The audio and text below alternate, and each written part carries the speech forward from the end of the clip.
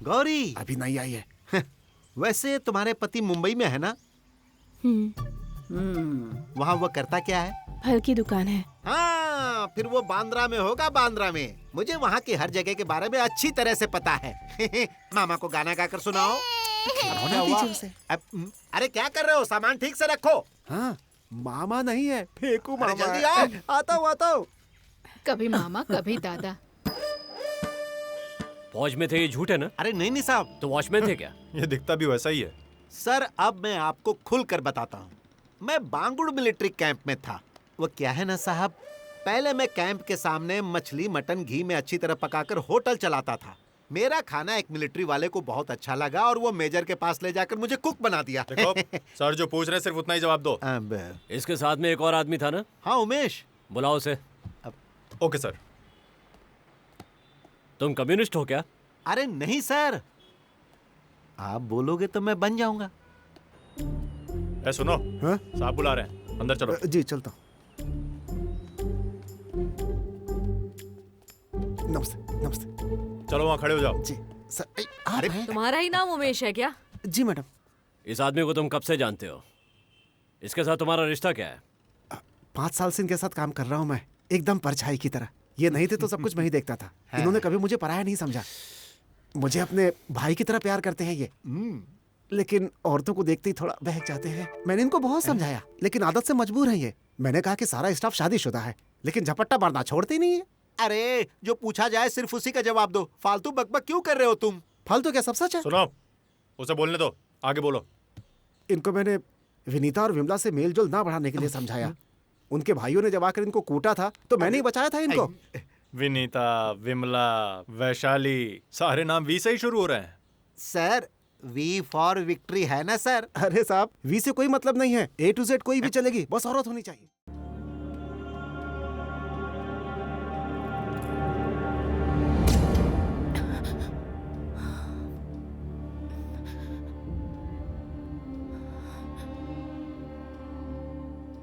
खालिद कहाँ है?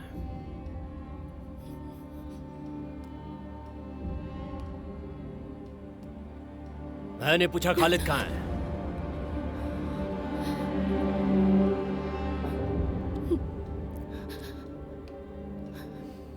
ये लीजिए पानी।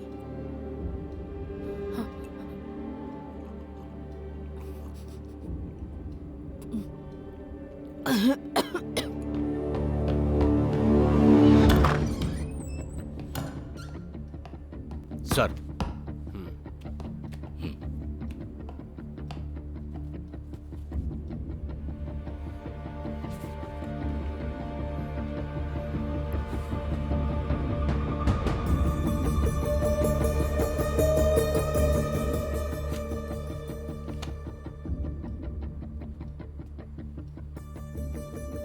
गौरी, तुम्हारे एक जवाब से कई और सवालों के जवाब मिलेंगे। बोलो, तुम्हें बताना ही पड़ेगा।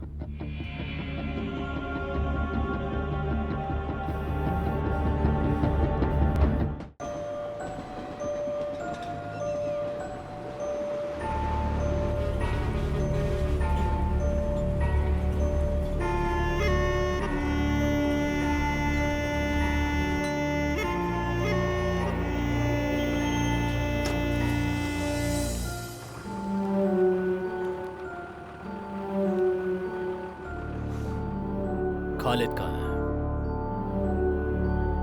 मैंने पूछा खालिद कहाँ है?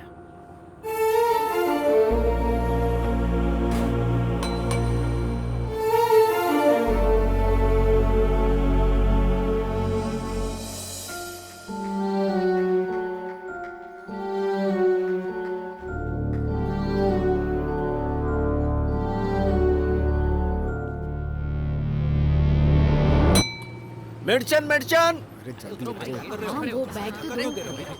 चलो आगे। दीदी, एक चाय। हाँ।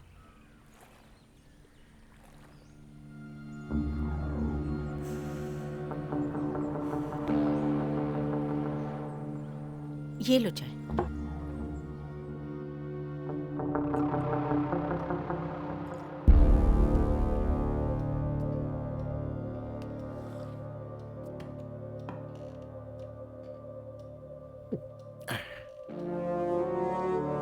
खेती में जो सब्जियां आती हैं उसकी फसल काट कर ये खालिद डिलीवरी देने जाता है साहब। वैन उसी की है क्या? हाँ, वैन उसकी खुद की है साहब। वो वहीं रहकर काम करता है और गौरी से कोर्ट मैरिज की है, ये जानते हैं। आगे बताओ।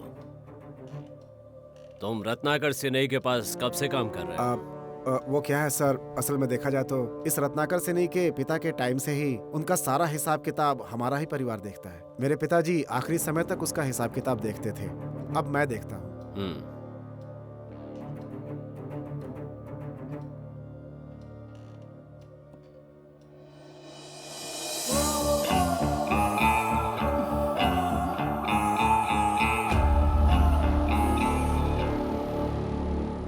अरे हाँ को तो सही मुझे बता दी।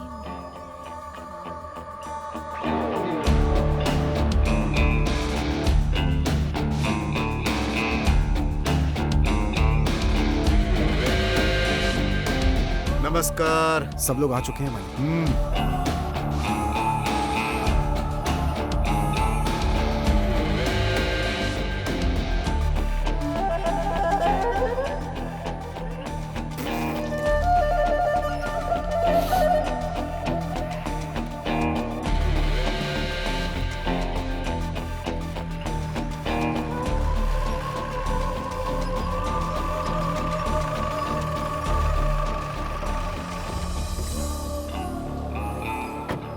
हाय, राहुल, आज क्या मिला है? आज तो कुछ भी नहीं मिला, बस 2 खरगोश हाँ। और एक डुक्कर, बस इतना ही। अच्छा। ओ हो। हाँ, इनकी किस्मत में ही मौत है। अरे मैं जो बोल रहा हूँ तुझे समझ नहीं आ रहा है क्या? इधर आ रे। लाइए। बड़े बाबू आज पंचायत हेलो, होगी। मालिक ये अभी बिजी पंचायत है। कभी नहीं रखो। होगी। ए सुन, हमने कहा ना पंचायत नहीं होगी। लेकिन मैं 1.5 महीने से इंतजार कर रहा अरे हूँ। तुझे समझ में नहीं आता, पंचायत कभी नहीं होगी। तूने इसको समझाया नहीं क्या? समझा दिया है भाई। लेकिन बड़े बाबू, अरे तुझसे कहा ना मैंने, पंचायत नहीं होगी। हम इतने काबिल लोग हो नहीं गया इतना ना, समझ चलो ले। जाओ। आइए मालिक। हटो रे। अरे साहब तो इधर ही बैठे। नमस्ते नमस्ते सर। हाँ। क्या हुआ? वो क्या है ना, हमारी जमीन के बगल में फॉरेस्ट की जमीन भी मिली हुई है, ऐसा विलेज ऑफिसर का कहना है। अरे तो इसमें मैं क्या कर सकता हूँ? आप उसे खरीद लीजिए। ठीक है, खरीद लेंगे। हेलो। वहाँ हाँ। तो डुक्कर भी पलट कर नहीं देखेंगे, ऐसी जमीन है वो। हाँ, ठीक हमको है। ज्यादा बाद खरीदेंगे। में बात बहुत करते हैं। बढ़िया, ज्यादा खरीद मेरे पास लीजिए। नौकर है ना। हाँ। सुधाकर, जी भैया। अपने नौकरों को ले जाओ और कल से ही काम शुरू कर दो। हाँ ठीक है। तुम जरा ध्यान रखना। जी मालिक। मालकिन, हाँ सारा तुम? हाँ मैं ना अभी मंदिर जाकर आई। मालिक और बेटे के लिए मैंने मन्नत भी मांगी। ओ, ये प्रसाद मैं आप लोगों के लिए लाई हूँ। पूजा में तुम्हारे जितने पैसे लगे हैं मैं देती हूँ। हे भगवान, ये लो, इससे रख लो।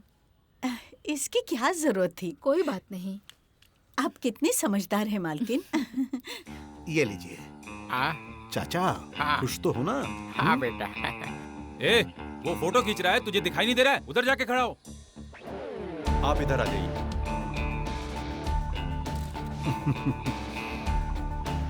ये लो चाची। सुनो राहुल, अरे तुम नहीं, आप बांटो। ही दो ना। आ जाओ। अरे मैं क्यों? नमस्कार। हाँ, नमस्ते। हाँ, नमस्ते सर। नमस्ते।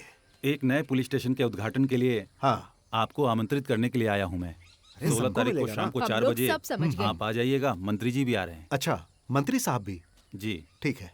अब जाइए। तुम कपड़े नहीं ले रही हो क्या? मुझे कपड़े नहीं चाहिए। क्यों?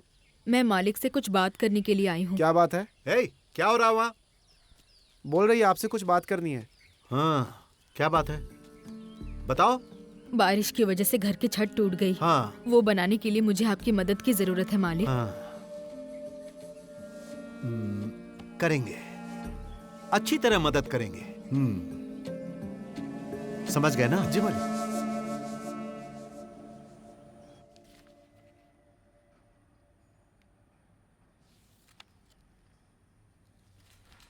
चाय क्यों नहीं पी रही? अब इस वक्त मैं चाय नहीं पीती मैडम। तो फिर बताओ। सच कहूँ तो अनाथ बच्चों की हमेशा मदद करने वाली का नाम है गौरी। और एक बार वेडमपट्टी गांव में जब बाढ़ आई थी, उसमें पूरी बस्ती डूब गई थी मैडम। उसका तो पूरा परिवार उसी में उजड़ गया। जिस दिन ये हादसा हुआ उस दिन कहीं वो बाहर गई थी और इसी वजह से वो बच गई। वो बहुत अच्छी इंसान थी मैडम।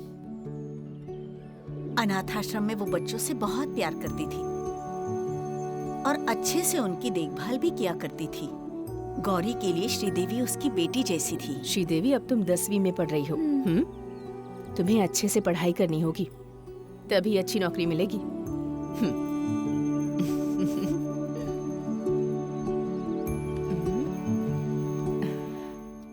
इसका मतलब रत्नाकर सेनाई ने आश्रम के लिए जगह दी और लोगों की सहायता भी की। बहुत अच्छा इंसान है वो, है ना? ऐसा कुछ भी नहीं है साहब। वो लोगों की भलाई तो करता है, लेकिन कभी कभी आश्रम भी जाया करता था। उसका वहां जाना ही सारी समस्या की जड़ थी।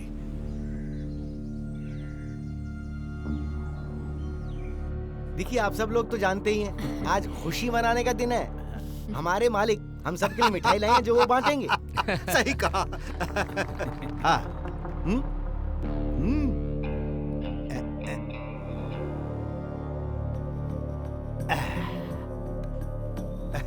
हाँ, ये लो, अंदर लेकर जाओ। हाँ ठीक। हाँ, ले जाओ। जाओ।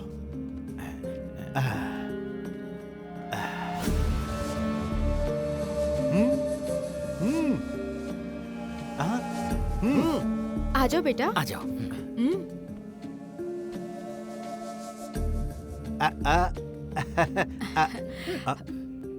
ले लो ना श्रीदेवी।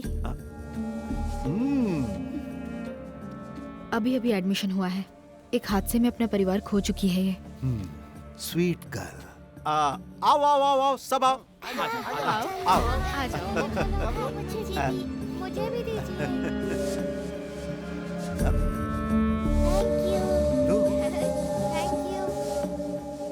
अरे कहाँ गए थे तुम दोनों? हम लोग एंथनी चर्च गए थे। मालिक की हाँ, माताजी का जन्मदिन है ना। काफी दिनों से बोल रही थी कि माँ के नाम पे पूजा करनी है, पूजा करनी है। इस बार करा ही दिया। हाँ। जितने पैसे खर्च हुए हैं मुझे बता देना।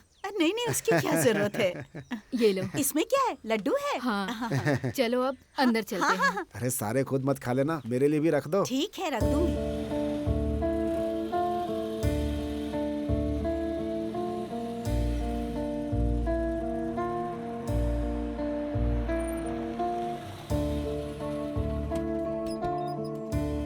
देखो, हाँ चिंता ठीक है, करने वो की सब मैनेज हो कोई जाएगा। जरूरत नहीं है। मालिक सुनो, हाँ, तुम क्या देख हो जाएगा? लेना। बोला ना साहब ने। हाँ, ठीक मालिक, है? तुम जरा इनकी मदद चलता करो। हूँ। देख लेना। वैसे आप लोगों को जो भी जरूरत हो आप सुधाकर को बता सकते हो।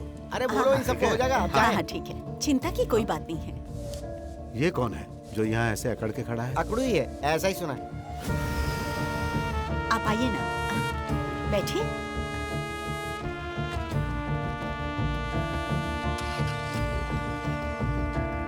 चलिए ना। हाँ।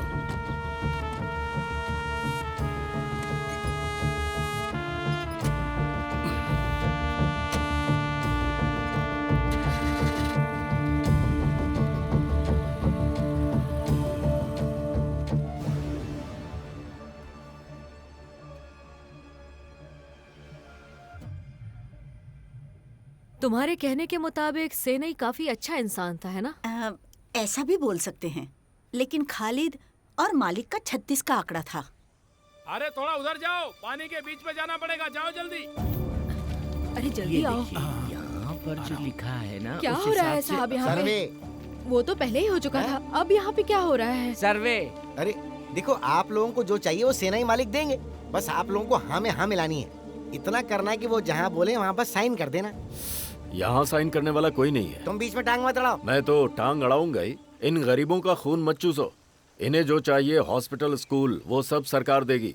कभी भी ये सेनई सरकार नहीं बन सकता। सही कहा ना ऑफिसर? साइन करवा दो। कोई साइन नहीं करेगा। इसे रोकने वाला तू कौन होता है बे? तेरी तो यहाँ का नागरिक हूँ मैं। हाँ हाँ, समझ गए समझ गए। हम लोग सब समझ गए, हमें जो देना होगा सरकार देगी। अरे लक्ष्मी, तुम्हारी छत के बारे में मैंने मालिक को बताया। मुझे छत की जरूरत नहीं।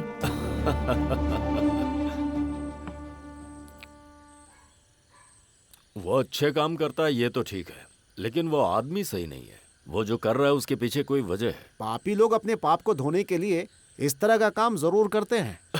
अपने पाप धोने के लिए क्या क्या करना पड़ता है। कैसा जमाना आ गया है। देखो खालिद, भले ही रत्नाकर सेनई गलत है, लेकिन हमें क्या करना है उससे? उसे जो भी करना है उसे करने दो। लोगों का फायदा होता है तो होने दो। सब बकवास कर रहे हैं। अरे भाई तुम बनाओ ना। हाँ? डालो ना थोड़ा। हाँ हाँ हाँ, ये ला।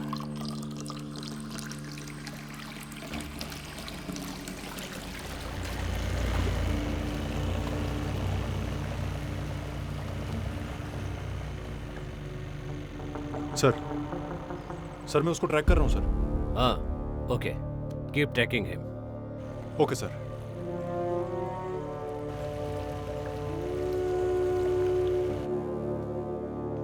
जरूरत पड़ी तो फिर से बुला सकता हूँ। अभी कुछ सवालों के जवाब बाकी हैं।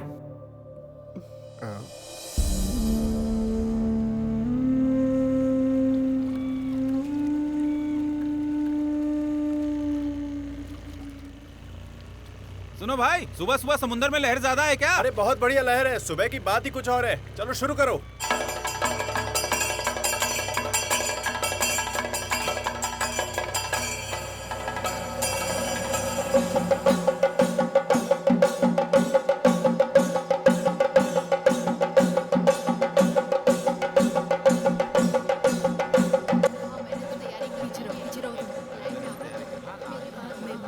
तुम चलो पूजा करो, हाँ, ठीक मैं गाड़ी पार्क करके आता हूँ।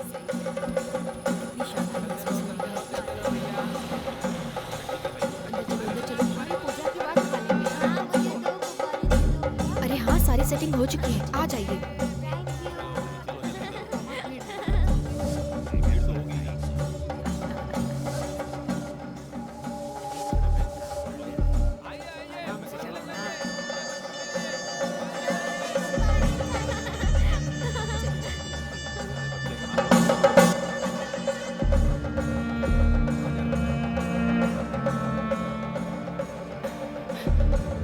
श्रीदेवी कहीं दिखाई नहीं दे रही। अरे यहीं कहीं होगी, कहाँ जाएगी वो? मुझे तो कहीं नहीं दिख रही। ठीक है, चलो गाड़ी में। 1 मिनट आती हूँ।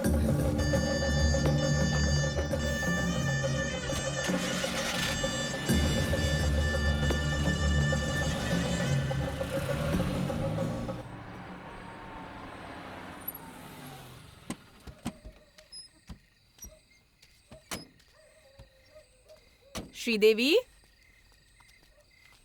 श्रीदेवी, बेटी श्रीदेवी।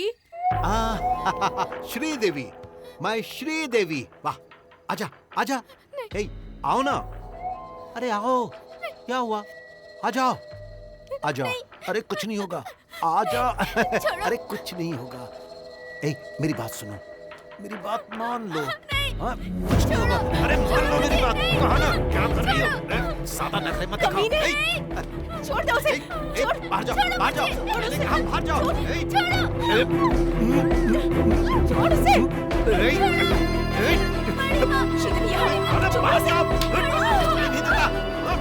कोई इधर आ। कोई बचाओ, कोई है? वो तो ठीक है, लेकिन मैं कॉल करता हूँ।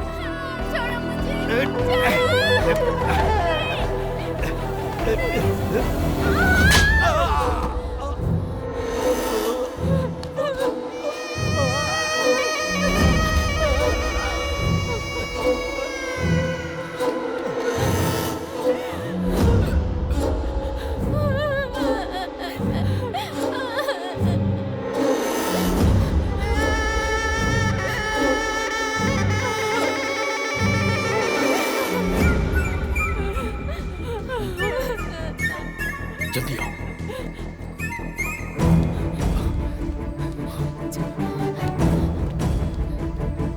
जल्दी चलो, गाड़ी में बैठो, चलो।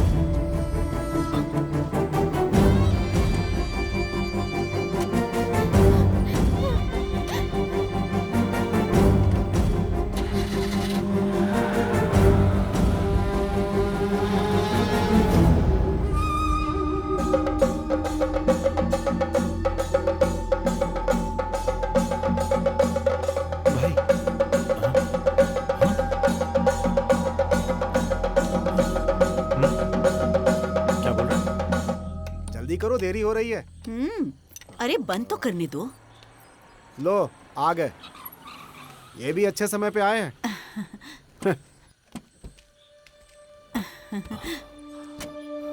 अचानक इस समय खालिद, कोई बात है क्या?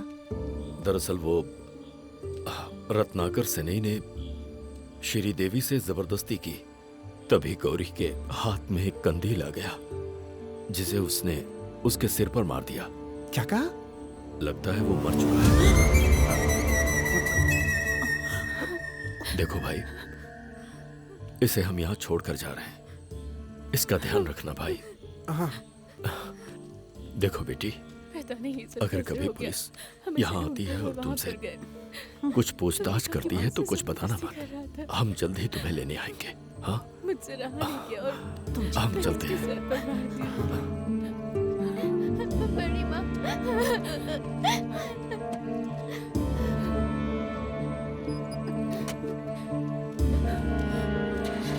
चुप हो जा, चुप हो जा।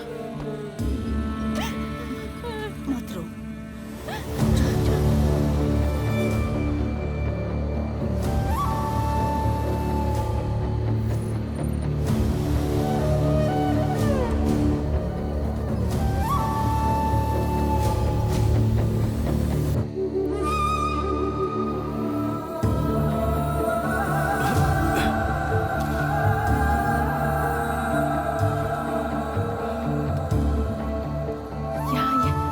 यहाँ ये ना।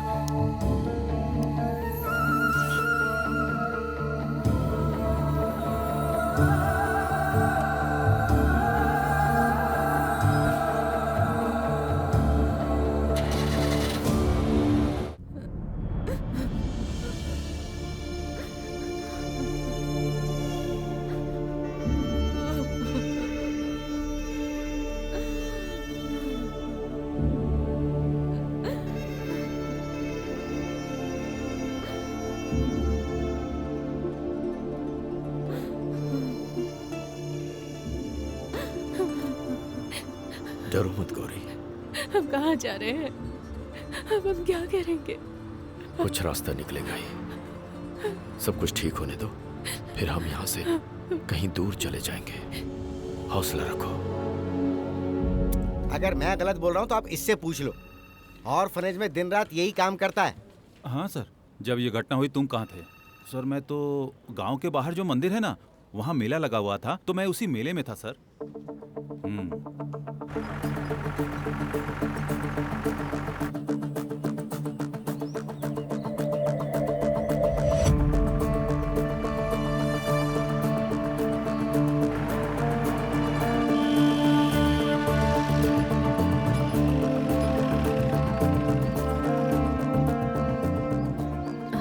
खालिद कहाँ है? मुझे नहीं पता सर। और गौरी?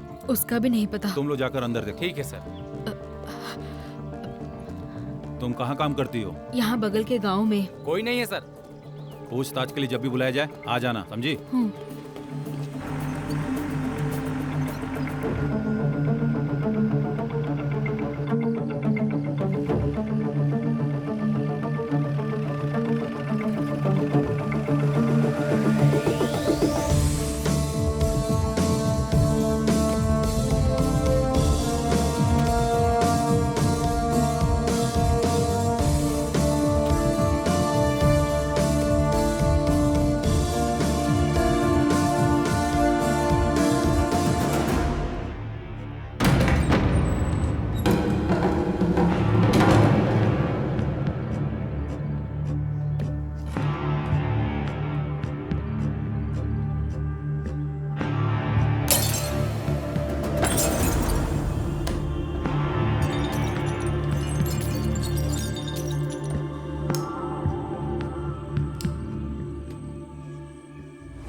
तू बहुत बड़ा समाज सेवक बन गया है ना? अरे चल, अरे छोड़िए चल इन्हें। इधर, चल।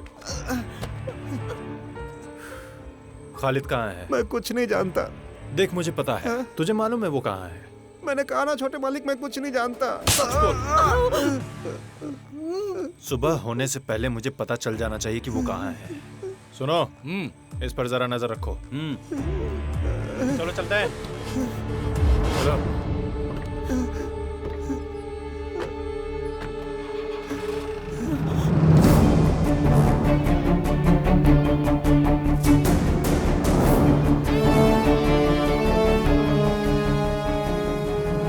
खालिद की मदद मैं क्यों करूंगा साहब? ऐसा क्या रिश्ता है आपके और खालिद के बीच में? वो और मैं बचपन से एक साथ खेले कूदे पले बड़े। जब उसकी माँ मर गई तो वो मेरे साथ रहने लगा। मेरा बेटा जिस दिन जाने वाला था उसी दिन वो एक गाड़ी से टकरा गया। ये एक इत्तेफाक था और मेरा बेटा उसी वार्ड में था। उस दिन उसे बचाने के लिए खालिद ने ही मेरा साथ दिया था। हाँ। वो सब रहने दो। खालिद को बुलाओ। वैसे तुम सरकार के खिलाफ झूठी गवाही का अंजाम जानते हो ना? क्या बोल रहे हो साहब? नहीं समझे? खिलाफ ही सही, पर सरकारी मामला हो या सामाजिक मुद्दा, अगर जरूरत है तो हम आवाज उठाएंगे। खाली हाथ बैठकर ये जिंदगी नहीं जिए साहब। ये जो खेल है, इसमें अगर हमें किसी का सामना भी करना पड़े ना, तो हम उसके लिए पूरी तरह तैयार हैं।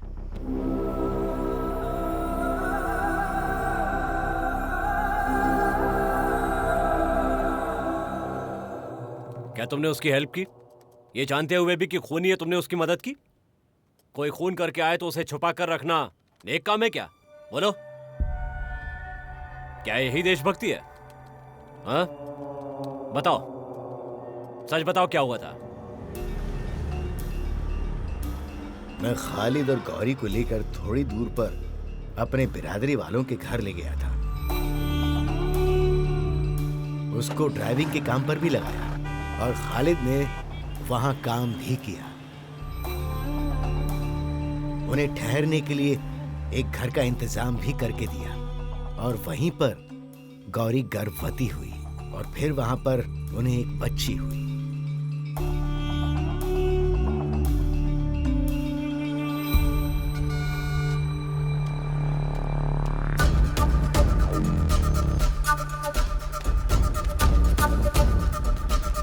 अरे तो बाकी हिसाब बताओ। मालिक, हाँ, हमारे सारे ट्रकों को पुलिस चेक कर रही है। कहाँ पर? चेक पोस्ट पे। कमल ने फोन करके बताया था। तुम अपनी गाड़ी निकालो। हाँ? गाड़ी निकालो।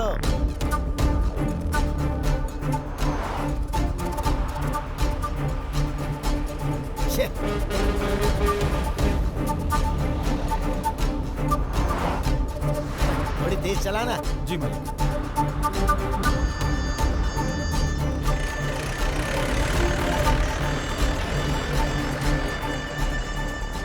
देखो खालिद, इतने दिनों बाद भी पुलिस हमारे पीछे लगी है। इसका मतलब पुलिस के हाथ में कोई तो सुराग जरूर लगा है। कुछ दिनों तक सबकी भलाई इसी में ही है कि जगह बदल लो। पर मैं गौरी को अकेला छोड़कर, इस सब का मेरे पास एक रास्ता है। भावना गांव में एक छोटा सा घर मैं ढूंढ रहा था। जब नीलम्बा थी तब मैंने खरीद दिया था। तुम्हें वहां ढूंढते हुए कोई नहीं पहुंच पाएगा। फिर भी मेरे बिना वो बच्चे को अकेले लेकर कैसे रहेगी? वहां मेरा एक खास आदमी है जो पहले आर्मी में था। उसी के कारखाने में गौरी के काम का इंतजाम हो जाएगा। क्या बोलते हो?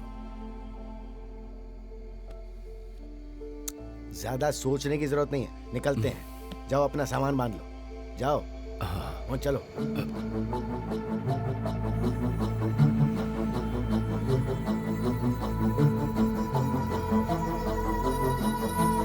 हेलो, हाँ साइमन, मैं बोल रहा हूँ। हम लोग रास्ते में हैं। लेट भी हुए तो भी तुम हमसे आके मिलना।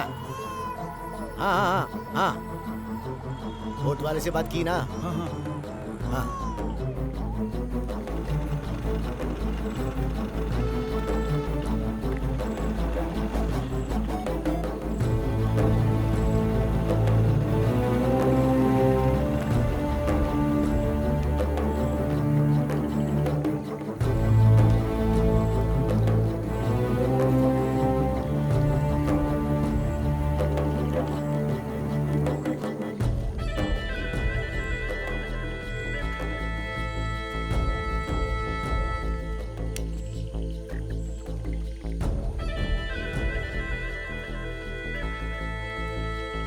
अरे साइमन। जी मालिक।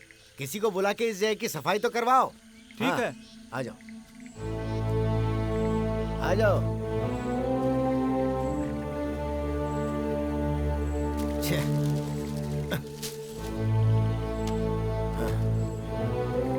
आ जाओ, आ जाओ।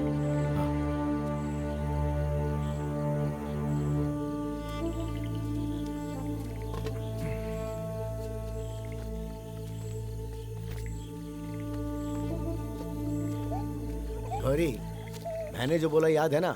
अगर कोई पूछे तो कहना पति मुंबई रहता है। यहाँ मैंने सबको यही बोल के रखा है। अब हमें चलना चाहिए। चलो। गौरी, डरना मत। बस कुछ ही दिनों की बात है। सब ठीक हो जाएगा, चिंता मत करो। ये लो, कुछ पैसे रख लो, जरूरत पड़ने पर कांटेक्ट करना।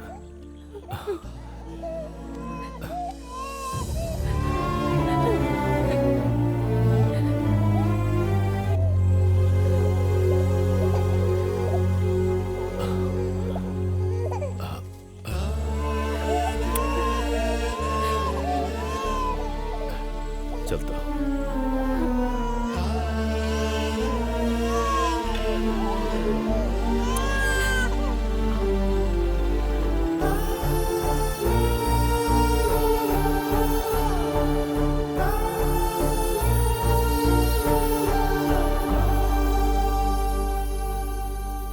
वो नाव से रवाना तो हो गया था, लेकिन बाद में पता चला कि वो पानी में डूब गया।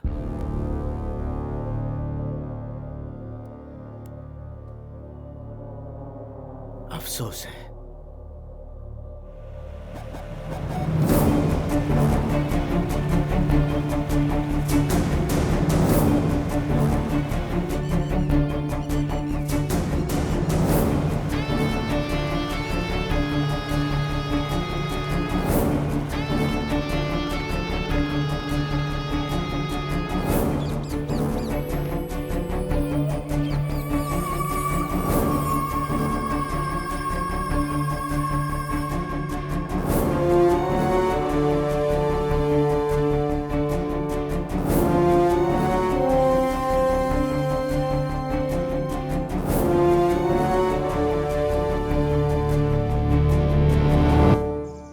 इस बात को बहुत दिन हो चुके हैं। आप जो जगह बता रहे हैं लेटन बुलन गांव में है। खारी जमीन है, उसका सर्वे नंबर है 126/16। उस मासन नायर की बेटी है और दामोदर नाम के आदमी की बीवी लीला, उम्र 57। बाकी कुल मिलाकर इनके ही नाम पर है वो जगह जो आप बता रही हैं। बाद में पेपर में कोई बदलाव तो नहीं हुआ ना? नहीं नहीं नहीं। जल्द से जल्द उस जगह की सारी डिटेल पुलिस को सौंप दो आप। जी जरूर।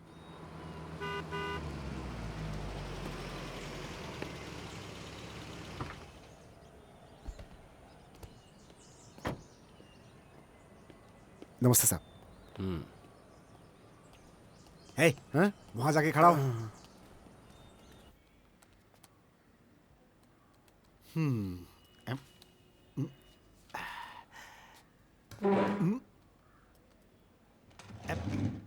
बस ऐसे ही किया था।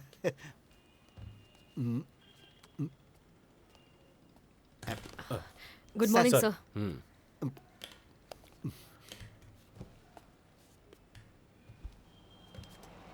वो कारखाना तुम ही चलाते हो? हाँ। उसका फौजी से क्या रिश्ता है? फौजी भी मैं ही हूँ सर। मैं कुछ साल फौज में था, इसीलिए यहाँ के लोग मुझे आर्मी नाम से बुलाते हैं। सर इसी गांव में मेरा घर है। रिटायर होने के बाद मैं कारखाना चलाने लगा। अब तो 3 औरतें भी काम पर लग गई, उनकी लड़की भी है। मेरी बात सुनो। हाँ सर तुमसे जो सवाल कर रहे हैं बस उतना ही जवाब दो। ओह अच्छा। हाँ। ये बताओ कि गौरी तुम्हारे पास कब से काम कर रही है? गौरी हमारे कारखाने में। सुनो, उसे 3 साल हो गए हैं, ये पता है हमें। शुरू से बताओ। अब 3 साल पहले की।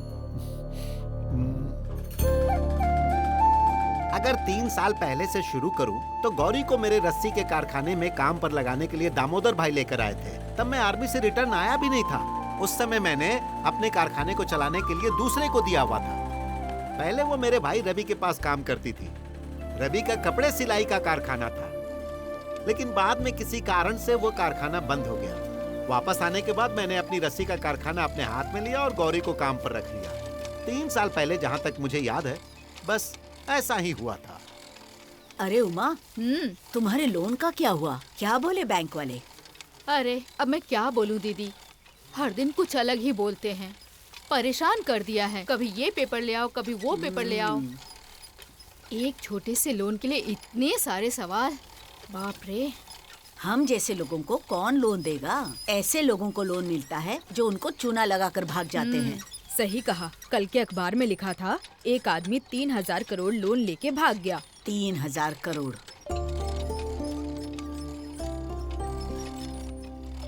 चाची जरा इसे संभालिए ना। हाँ, मुझे जरा काम है, मैं निपटा कर आती हूँ। बेटा कोई कविता आती है? आती है तो सुनाओ। काली काली कोयल बोल रही है, डाल डाल पे झूल रही है। अरे उसके हाथ से रस्सी तो लो। वाली प्यारी हाँ। अरे गौरी, बिटिया कहाँ है? वहाँ चाची के पास छोड़कर आई। कहाँ? काली अच्छा, सही किया। वैसे तुम रहती कहाँ हो? बगल में जो बस्ती है ना, वहीं पर। हाँ। देखो हम हाथ से इसे कैसे घुमाते हैं, सीख लो, तुम्हें भी इस पे ही काम करना है। गौरी, तुम बहुत जल्दी सीख जाओगी। पकड़ो। हाँ हाँ, आराम से चलाना। हाँ।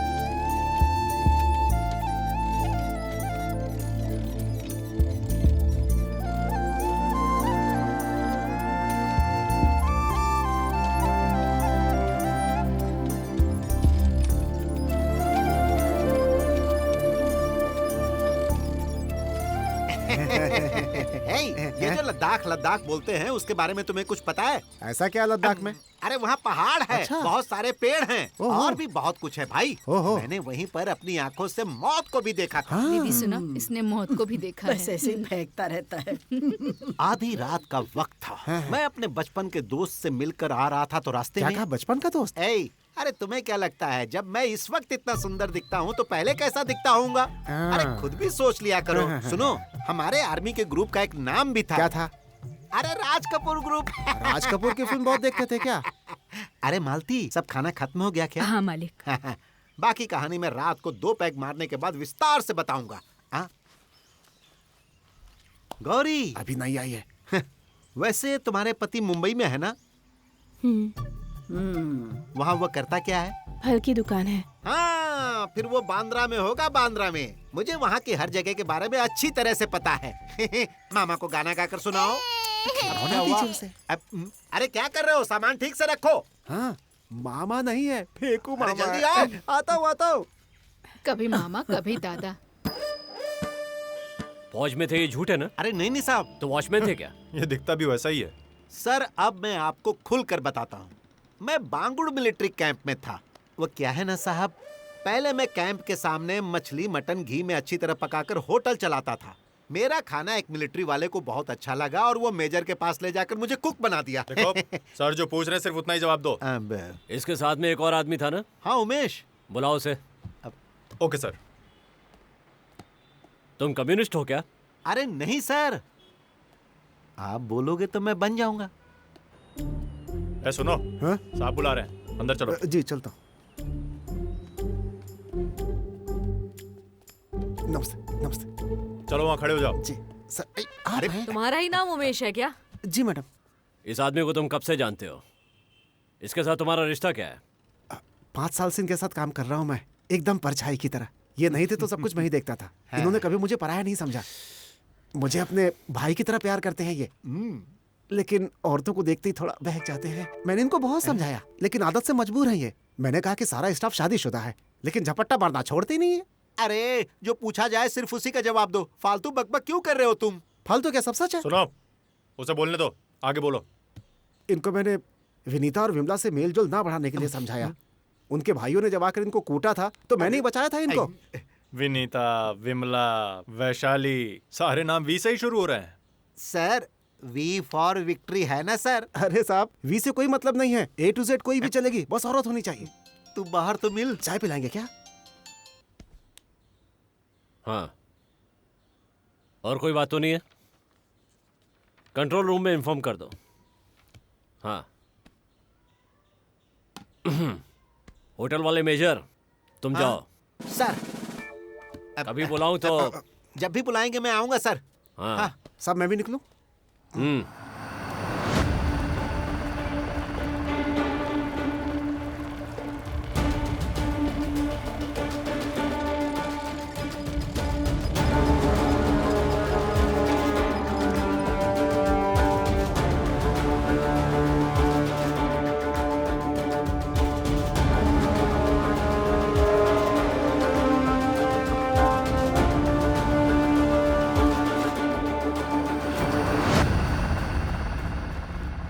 इसे देखिए, इस आदमी को जानते हैं क्या? जमानत पे बाहर आया पर अभी तक दिखा नहीं। बहुत बड़ा अपराधी है ये। मुझे इसके बारे में सारी डिटेल्स चाहिए। सर, जो भी पैरोल पर जाते हैं वो लोग हर हाल में हाजिरी लगाने जरूर आते हैं। कुछ लोग जेल लौट आते हैं और कुछ भाग जाते हैं। कुछ आत्महत्या कर लेते हैं।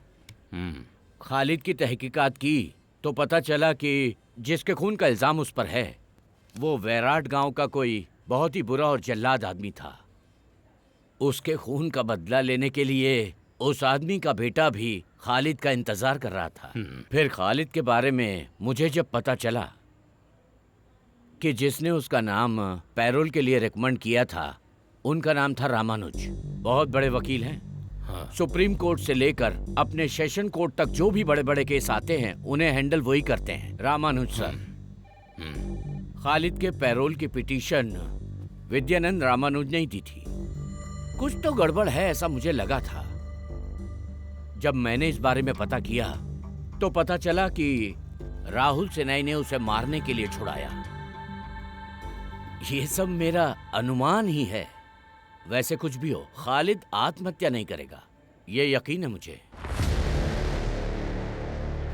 यहां साइन कर दो।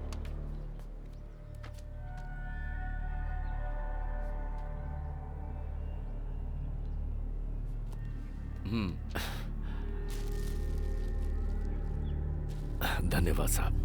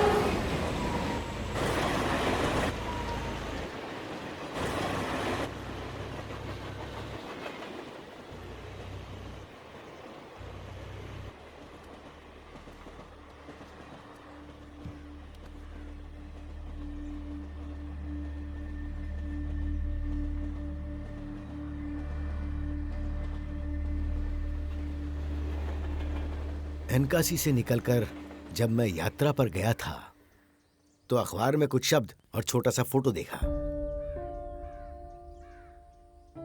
जो लोग पैरोल पर बाहर आते हैं उनके नाम की लिस्ट उस अखबार में छपती है। मैं वहां फौरन पहुंच गया था, लेकिन उससे पहले मामला हाथ से पूरी तरह निकल गया। सोचा ये वो नहीं होगा, लेकिन उसके अलावा और कौन हो सकता था।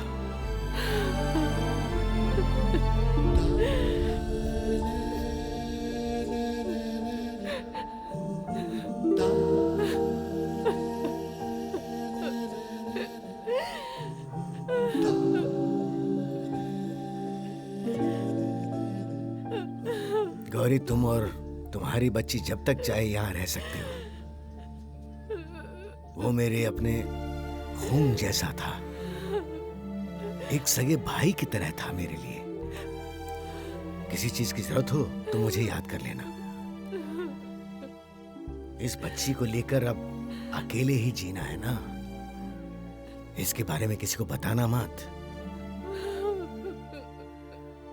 वक्त सभी के लिए अपने अलग अलग फैसले सुनाता है, पर एक बात है, उसके नाम मिलने से हम सब बच गए हैं।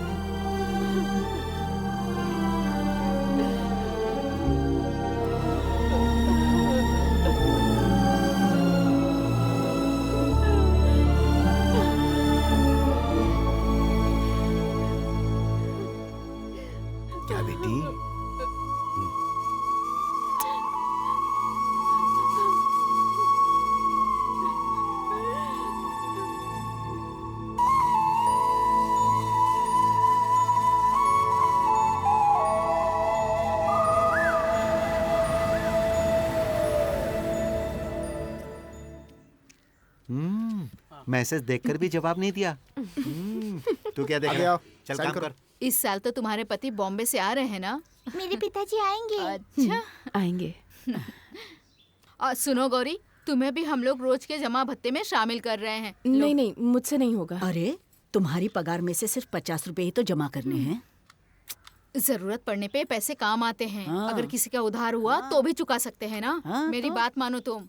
हो गया जा। गौरी जल्दी आकर पगार ले लो। जाओ जाकर पैसा ले लो। यहाँ पे। हाँ, उन्होंने जो भी कहा वो सही है। कभी कभी इसी तरह जमा किए हुए पैसे काम आ जाते हैं। मुझे इसका तजुर्बा है। वैसे मुझे पेंशन मिलती है, इसीलिए मैं ये जाइए। सब नहीं करता। ये मुझे दोगी क्या? ठीक है। वैसे मैं तुम्हें एक बात बताऊं, पेंशन की बात आई तभी मैं मिलिट्री का काम छोड़कर आया। उन्हीं पैसों से मैं रम की बोतल खरीदता हूँ। जब तक खरीदते रहेंगे तब तक मैं आपके साथ रहूंगा। ए, जब तक मैं मिलिट्री में काम करता था, हर रोज बिना पानी मिलाए रम गड़ गड़ गड़ गड़ गड़ गड़ करके पीता था। अच्छा। ना तो मेरी जीभ कभी लड़खड़ाती थी और ना ही कभी पैर लड़खड़ाते थे। अच्छा। उसके बाद मैं कच्चा अंडा फोड़कर खा जाता वो किस था। लिए? कच्चा अंडा जैसे ही अंदर जाता था, मुझे लगता था पाकिस्तानी फौजी मेरी तरफ आ रहे हैं और मैं उन्हें एक ही बार में उड़ा दूंगा। अब मुझे एक असिस्टेंट रखना पड़ेगा। वो किस लिए? आपको घर पहुंचाने के लिए? नहीं नहीं, क्या बोलता है? वो रहेगा तो पूरी बोतल पीऊंगा। पीने के बाद ना झूमूंगा ना हिलूंगा, एकदम स्टडी रहूंगा, एकदम कड़क। उसके बाद लोग मेरा नाम रखेंगे। क्या नाम रखेंगे? गब्बर सिंह बोलेंगे।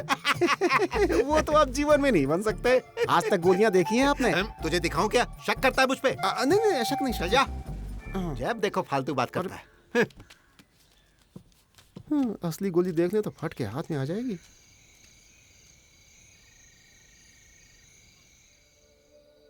पूनम कब है माँ? इस महीने के आखिर में। इस बार तो पिताजी आएंगे ना? शायद आएंगे बेटा। हमारा कोई अपना नहीं है क्या? हम दोनों को चाहने वाला कोई नहीं है। चाहने वाला मतलब? मेरा मतलब जो हम दोनों की फिक्र करे, हमारे बारे में सोचे, वो तो भगवान के पास चला गया। इसलिए अब सोचा, रात बहुत हो गई है। चलो। पिताजी कैसे आएंगे? पिताजी कैसे आएंगे बोलो ना। पिताजी ना अपनी जो पुरानी गाड़ी है ना, उसे लेकर यहाँ पर आएंगे और एक ना एक दिन तुम्हें अपने साथ ले जाएंगे। अब चलो जल्दी से सो जाओ, आंखें बंद करो, बहुत देर हो गई है। हाँ, सो जाओ।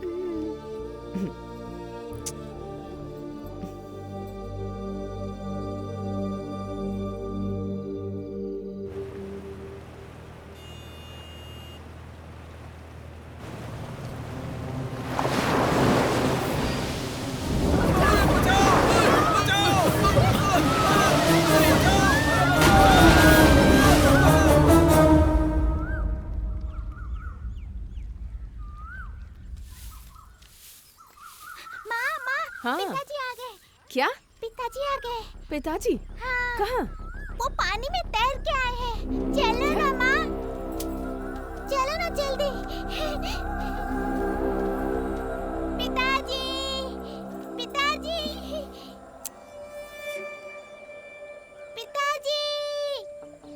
अरे तू चुप करना।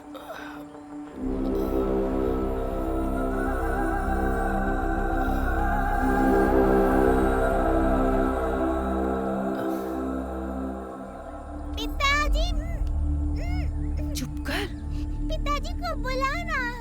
चुप रहना बेटा। माँ, पिताजी को बुलाओ। बुलाओ ना उनको। पानी।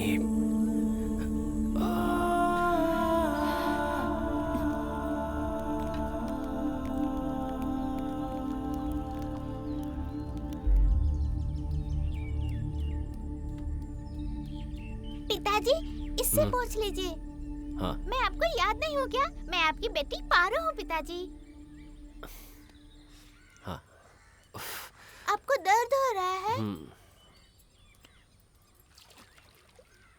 पारो बेटी। हाँ मामा जी।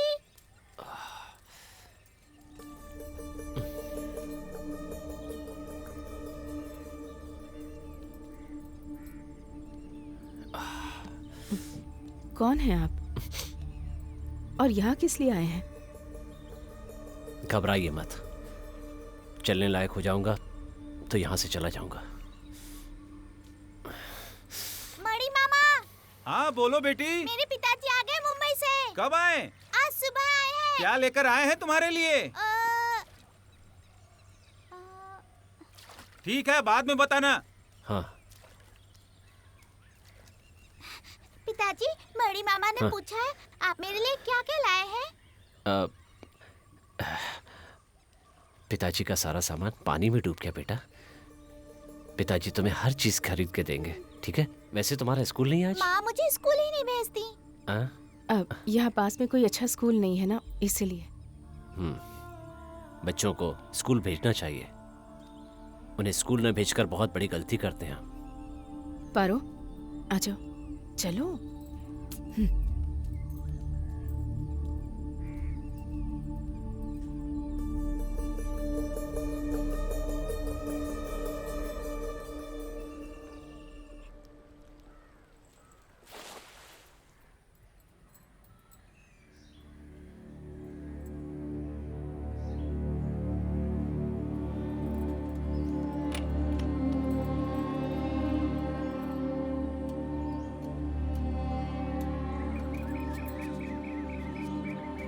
पारो,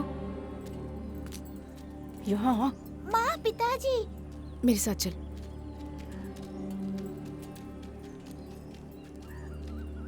क्या देख रही है? चल।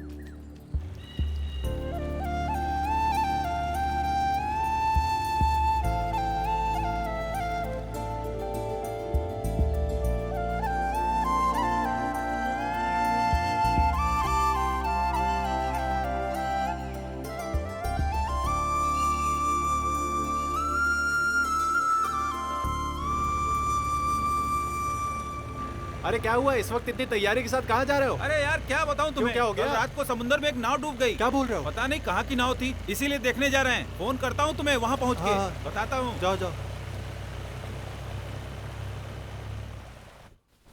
बेटा पारो, पिताजी आए हैं क्या? मणि ने देखा ना, उसी ने बताया। अब तो तुम्हारे साथ रहेंगे ना? हाँ हाँ दीदी। कितनी खुश है, देखो तो सही। जानते हो वो एक पाकिस्तानी था। हमारा खूंखार दुश्मन। पर मैं भी पुराना खिलाड़ी हूँ। अच्छा। मैं एक ताला लेकर गया था। चाबी वाला? हाँ, रस्सी से बांधकर उस पर ताला लगा दिया। फिर तो आर्मी वालों ने आपका कोई नाम भी रखा होगा। दारा सिंह कहकर बुलाते थे। तो इसीलिए आप फूल कर कुप्पा हो गए हैं। गौरी, गौरी, मुझे सब पता चल गया है। तुम्हारा पति मुंबई से आया है।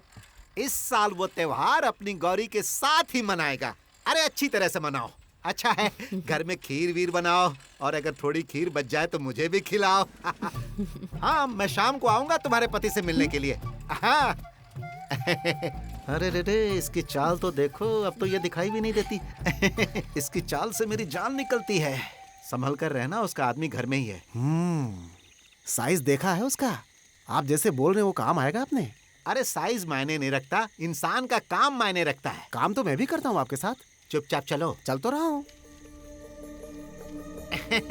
आप कैसे हैं? मैं ठीक। मैं जनार्दन ग्रुप से हूँ, रिटायर्ड सूबेदार मेजर। मैं इनके साथ ही चिपका रहता हूँ। मेरे बिना ये कुछ नहीं कर सकते। उमेश नाम है मेरा। जब सुना कि पारू के पिताजी आए हैं तो सोचा कि चलो चलकर मिल लेते हैं। ये केरला की देशी दारू है, एकदम पक्का माल। मुंबई में नहीं मिलेगी। आपके लिए लाए हैं। हाँ। मेजर साहब, मैं शराब नहीं पीता। अरे रे रे रे, थोड़ी सी पियो, टेस्ट करो। एक ढक्कन? अरे ये हाथ से बनाई हुई है। कोई बात नहीं। अरे जब ये नहीं पीते तो क्यों जबरदस्ती कर रहे हैं? अरे वो तो मैं बस ऐसे ही जान पहचान करने आया था। दूसरी कोई बात नहीं है। मैं चलता हूँ। नमस्कार। फिर मिलेंगे। जी नमस्ते। चलो भाई, चुपचाप चलो।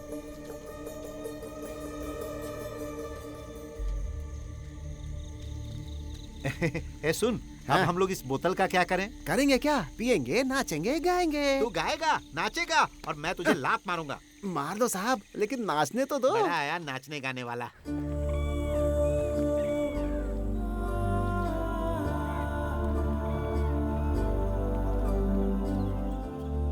पारो। हाँ। यहाँ से ऐसे, इस तरह। पारो। इस तरफ से पकड़ना है। पारो। चल हमें जाना है। क्या हुआ? नहीं, मैं नहीं आऊंगी आपके साथ। मैंने कहा ना हमें जाना है। चल चल ना, कहा ना मैंने आने के लिए कह रही हूँ ना। अरे रहने दीजिए ना, मैं संभाल लूंगा। नहीं आप नहीं, जाइए। इसका यहाँ रहना ठीक नहीं है। आप डरिए मत, मैं इसके साथ हूँ। पारो, पानी में बिल्कुल मत जाना। हाँ सुनिए, शाम को लौटते वक्त अखबार ले आएंगी?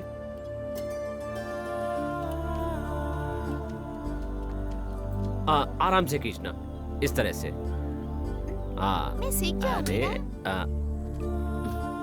कुछ नहीं कुछ नहीं।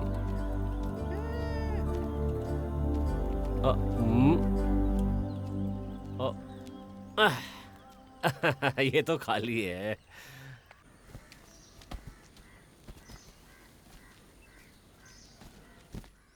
हाँ?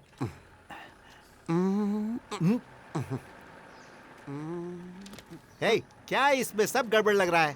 हिसाब है, ऊपर नीचे तो होता ही है साहब। अरे यार मेरा दिमाग मत खा। इसके हिसाब से किसी ने कुछ भी नहीं खाया, ना तुमने कुछ खाया ना मैंने कुछ खाया, और इसके बाद भी ए गौरी मान गया मैं तेरे पति को। ए, आज के जमाने में भला ऐसा इंसान कहाँ मिलेगा जो बिल्कुल भी दारू नहीं पीता हो।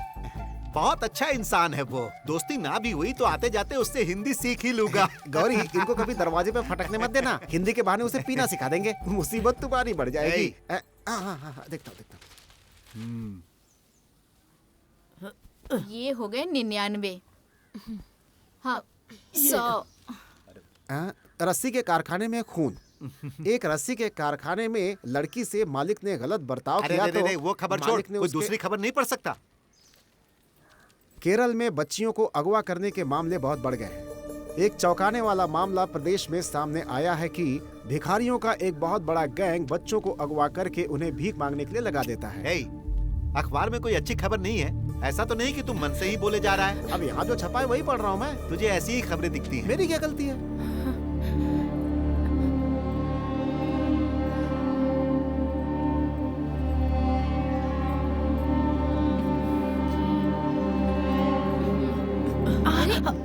क्या हुआ? हाँ क्या हुआ बेटी? तुम ठीक तो हो? कुछ नहीं, तबीयत ठीक है ना?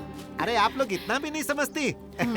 चिंता करने की जरूरत नहीं। भले ही ये यहाँ पर है लेकिन इसका मन वहाँ घर पर है। हाँ, इसका पति बहुत दिनों बाद आया है ना, कुछ दिनों तक ऐसा ही चलेगा। सर, क्या मैं जरा घर होकर आ जाऊँ? तबीयत ठीक नहीं लग रही। अरे तो घर चली जाओ। जाओ जाओ जाओ जल्दी जाओ जाओ, तुम्हारी तबीयत ठीक नहीं। तुम्हें पता नहीं है इसका पति बाहुबली जैसा है। इसे तो भगवान ही क्या बचा। बकवास बेचारी किए जा फूल रहा सी है? गौरी। रात को तुझे फोन करूंगा, उठा लेना। सठिया गया है बुढ़ा। लाओ दीदी। हाँ, देती हूँ।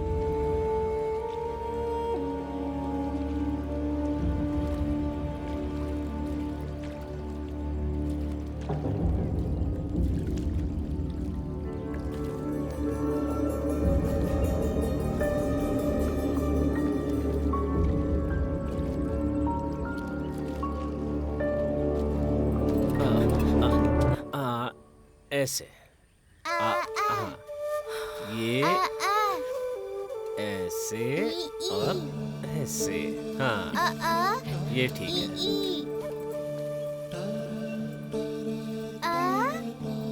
हाँ, बढ़िया। देखो पारो? माँ, पिताजी ने स्लेट खरीद के दिया है। नाव में एक आदमी बेच रहा था, स्लेट और चौक ले लिया। पॉकेट में एक गीला नोट पड़ा था, उसे सुखा के दे दिया। कुछ भी हो जाए लेकिन पढ़ाई बंद मत करना।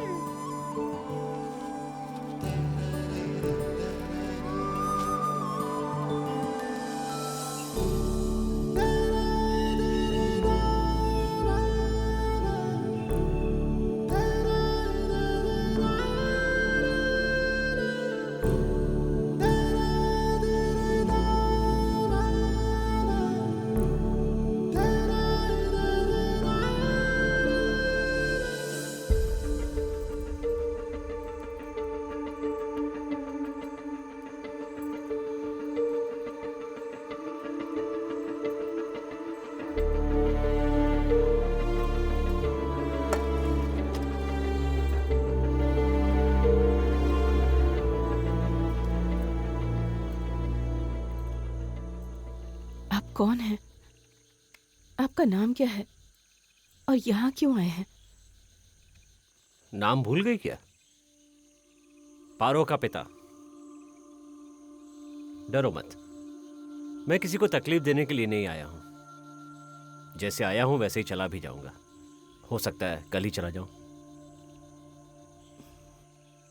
वैसे एक बात पूछूं? ये पारो के पिताजी? पारो कभी अपने पिताजी से नहीं मिली है। वो मुंबई में है।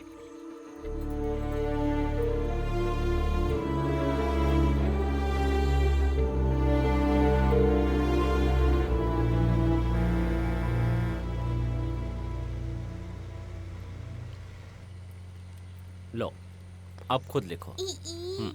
ऊ ऊ। माँ देखो, मैंने अ आ इ ई पढ़ना सीख लिया। समझदार बच्ची है। सुबह सुबह स्लेट लेकर आ गई।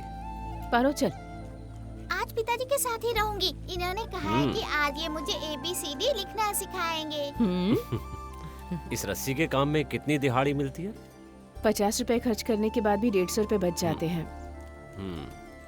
अब खाना बनाकर रसोई में रख दिया है, खा लीजिएगा। हाँ। पारो, मैं जाती हूँ। हाँ, अच्छी तरह से लिखो। हाँ, जरा दिखाओ। हाँ, ऐसे ऐसे लिखना है।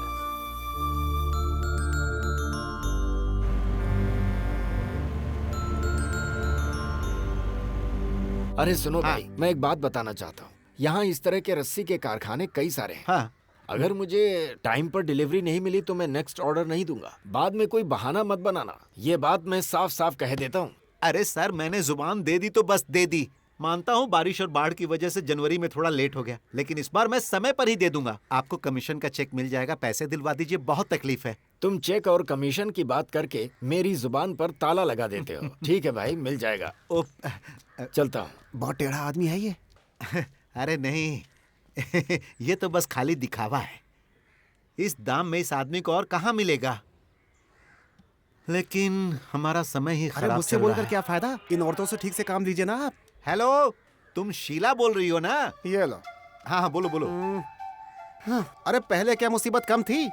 हेलो, मैं जरा बिजी हूँ, बाद में बुलाता हूँ।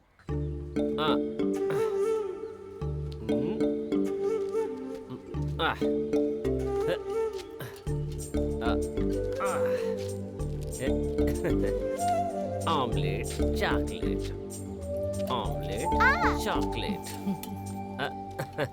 माँ, मैंने पिताजी को ये खेल सिखाया है। नहीं, बस ऐसे अच्छा ही। किया है ना? बेटिया, अब तुम खेलो। अरे अरे, वो पत्थर ऊपर से। अच्छा, ये लो। पकड़ो।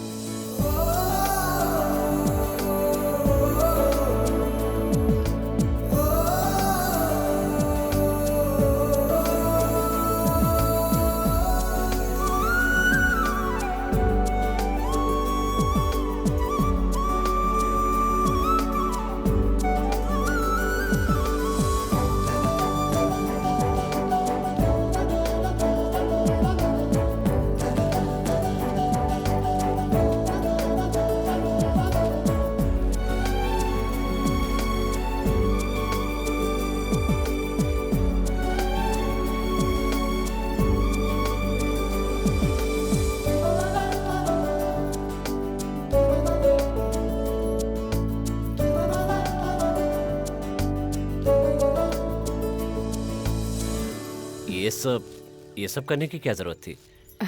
मैं अब तुम्हारे लिए बोझ बन गया हूं ना? मुझे तो ऐसा कभी महसूस नहीं होता।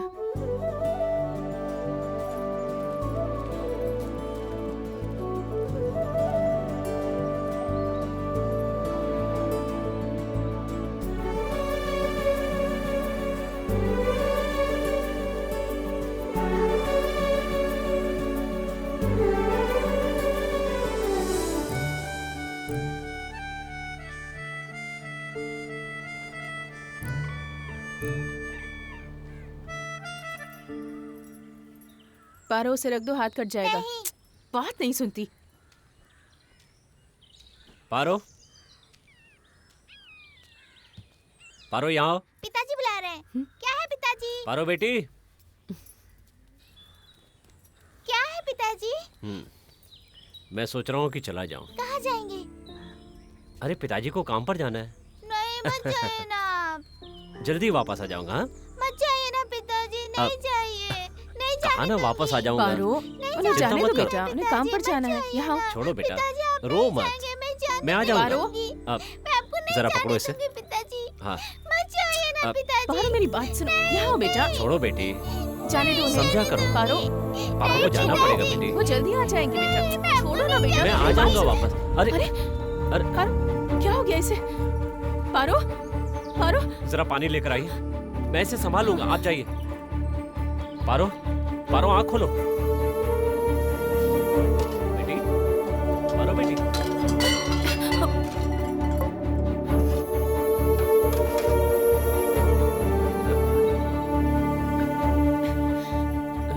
कुछ नहीं होगा। हाँ पारो, पारो, आगे आँख खोलो खोलो बेटा। पारो बेटी। पिताजी मत आगे खोलो। जाइए ना। नहीं बिल्कुल नहीं जाऊंगा, लगता है इसे बुखार है। नहीं जाएंगे ना पिताजी। घर में कोई दवाई है क्या? हाँ। आप नहीं जाएंगे ना। नहीं जाएंगे पिताजी?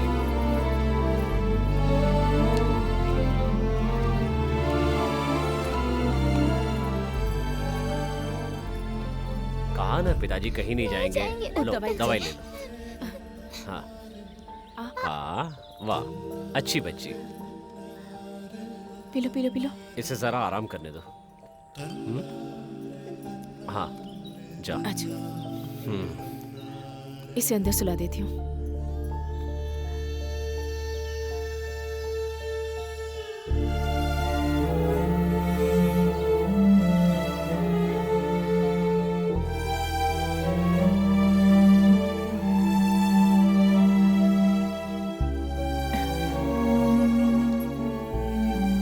पिताजी चले जाएंगे क्या माँ? ये सब सोचना बंद करो और चुपचाप सो जाओ।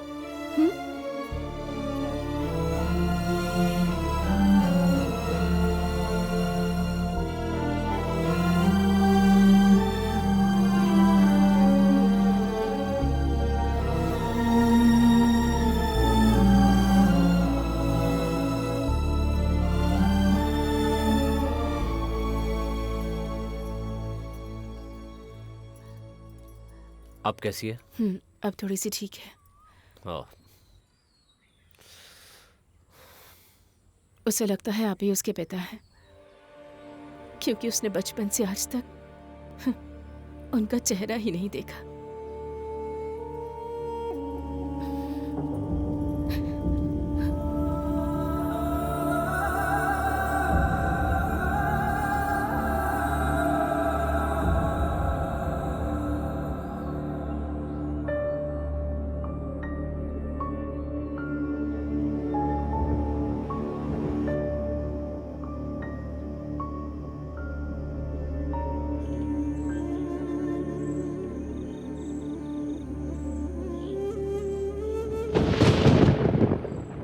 पिताजी, पिताजी, हाँ?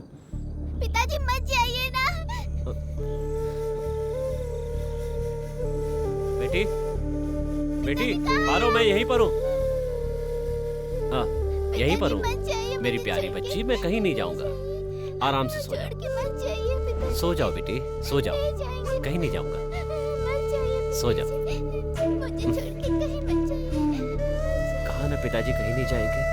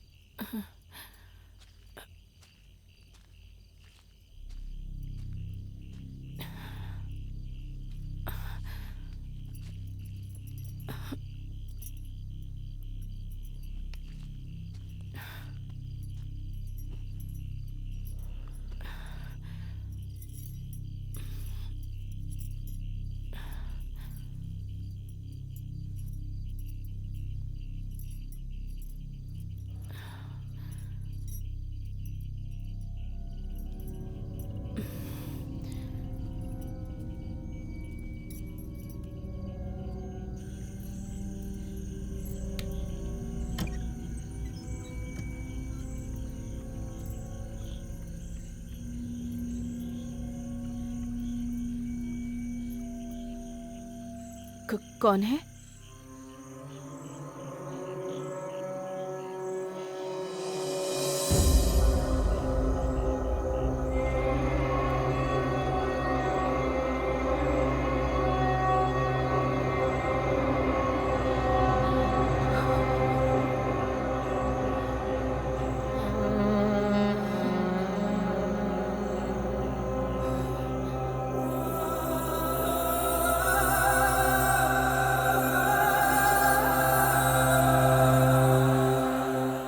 सोचा था मैं मर गया हूं ना।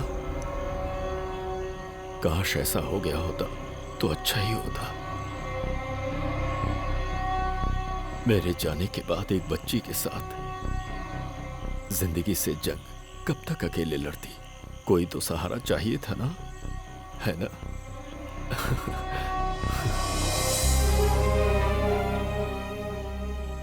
कभी कभी मैं सोचा करता था कि किस तरह से लोगों की जिंदगियां बदल जाती हैं।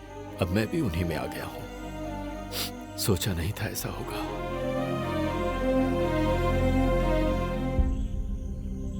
जब मैं जेल में था तब मुझे ऐसी बातें याद आती थी कि तुम और मेरी बच्ची मेरा इंतजार कर रहे होंगे।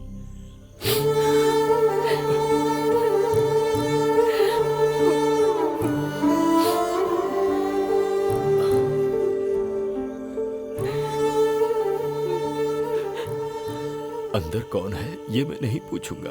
ऐसा करने से मेरा दर्द और बढ़ जाएगा। बस एक बार मुझे मेरी बच्ची की सूरत दिखा दो।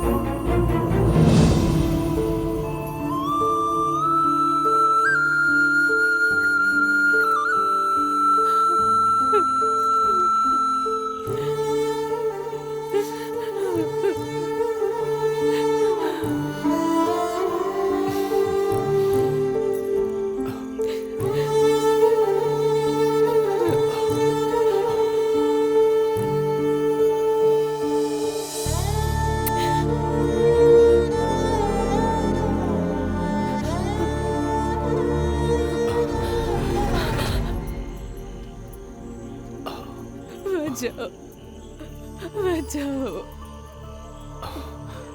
बचाओ।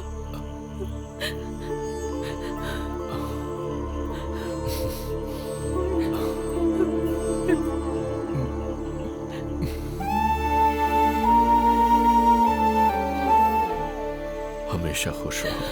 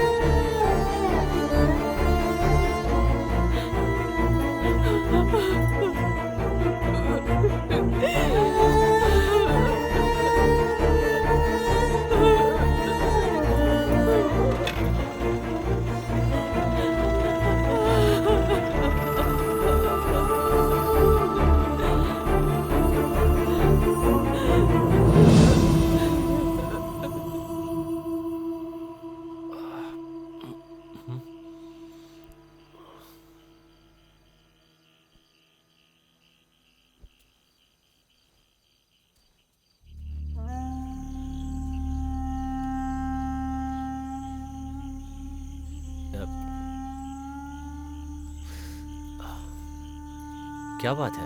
हाँ। बच्ची को लेकर बाहर बैठी हो? वो नींद नहीं आ रही थी इसीलिए बाहर आ गए।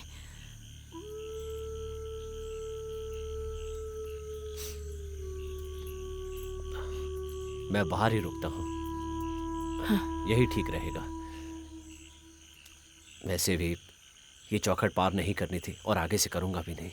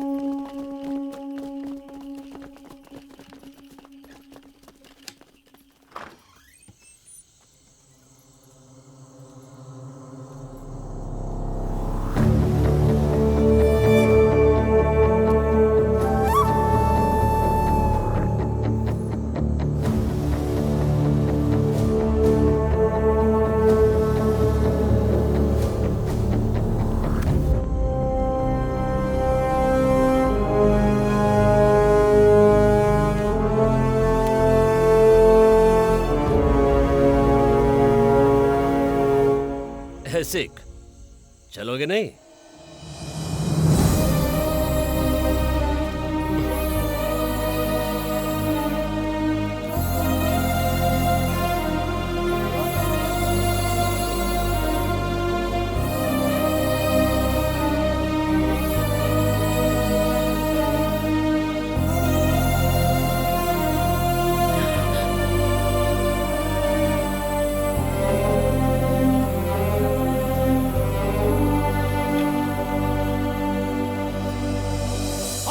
Gun salute!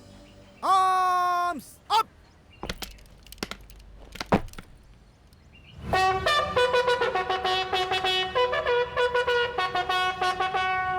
Guns shoulder up! Guns take down! ये एसिक थॉमस है सर। ये एसिक थॉमस का फोटो है सर। जेएनयू का स्टूडेंट है, पीएचडी भी की है। संगठन प्रमुख के मरने के बाद इसने सारी जिम्मेदारी अपने कंधों पर ले रखी है। इसका नेटवर्क छत्तीसगढ़ तक सीमित नहीं है। आंध्रा में जो 2 एमएलए को गोली मारी गई थी ना, उसके पीछे भी इसी आदमी का हाथ है। Next, Sudev sir. ये सुदेव है, एसिक का राइट हैंड है। ये भी जेएनयू से है। नेक्स्ट, ये है रामा प्रसाद। सर ये रामा प्रसाद, एसिक और ये सुदेव, इन तीनों को ही तेलंगाना पुलिस ने अरेस्ट किया था।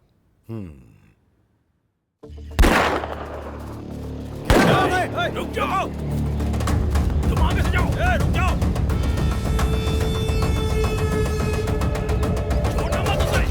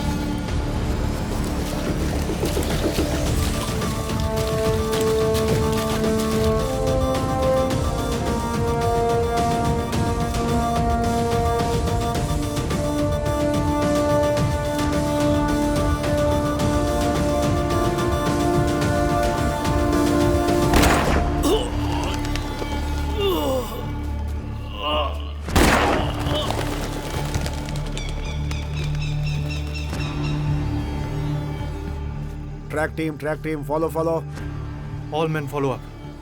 All men follow up. Move.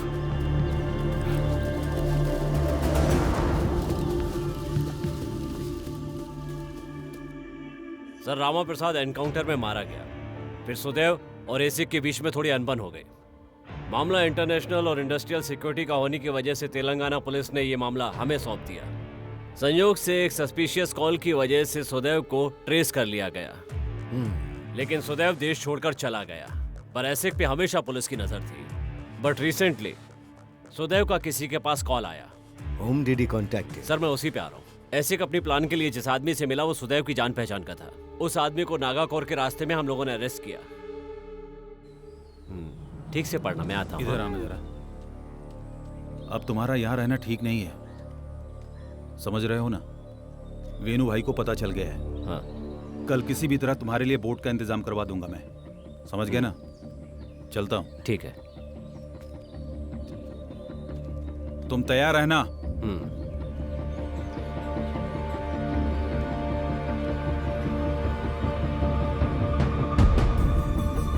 पिताजी,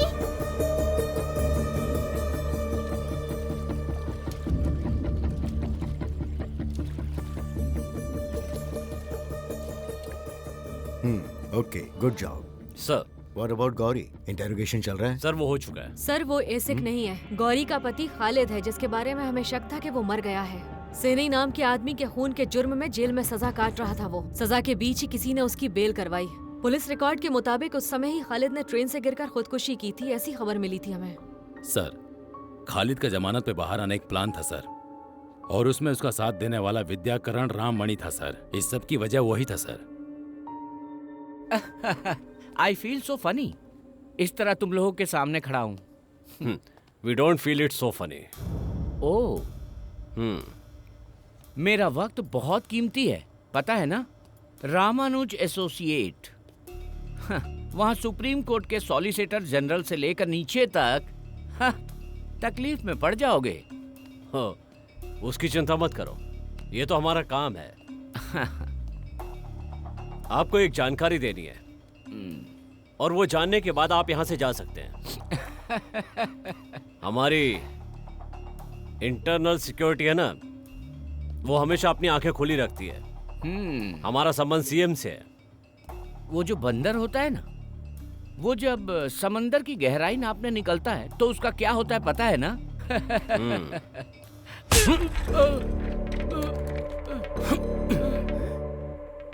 समंदर तो तूने देखा होगा, लेकिन उसकी गहराई आज दिखाता हूं तुझे। अपना मुंह खोलेगा, तोड़ना शुरू करे। बताता हूँ सर। सर प्लीज बताता हूँ सर। हमें साफ साफ बताओ विद्याकरण राममणि के बारे में।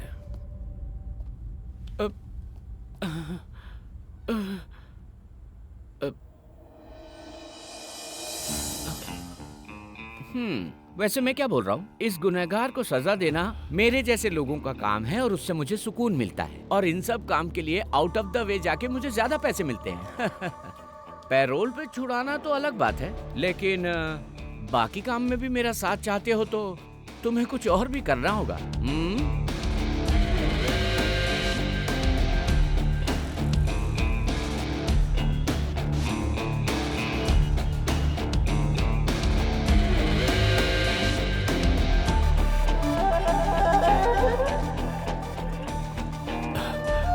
कितना हुआ भैया? 300 रुपया साहब।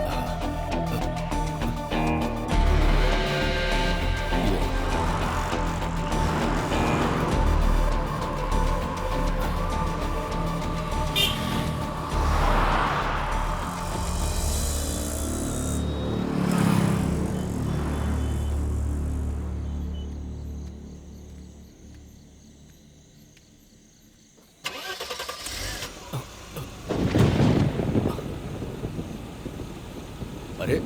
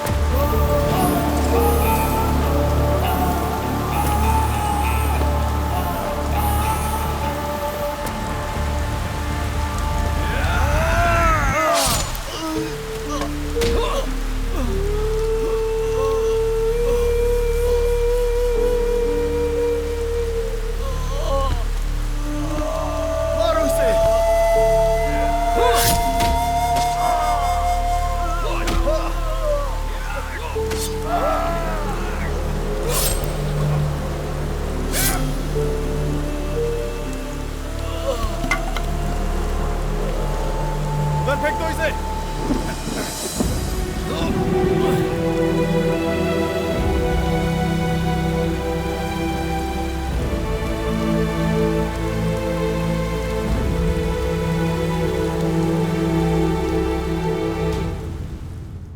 ये जो खालिद है, where is he now? We have exact information from the jail. Khalid जिस दिन पैरोल पे बाहर आया था उसी दिन रेलवे ट्रैक पर हमें एक बॉडी मिली थी। बस इतना ही नहीं, उस बॉडी की हालत इतनी खराब थी कि उसे पहचानना मुश्किल था कि ये आदमी कौन है। जो बॉडी मिली वो खालिद की है ऐसा अनुमान लगाया हमने। इसका मतलब आपका ये अनुमान था, है ना?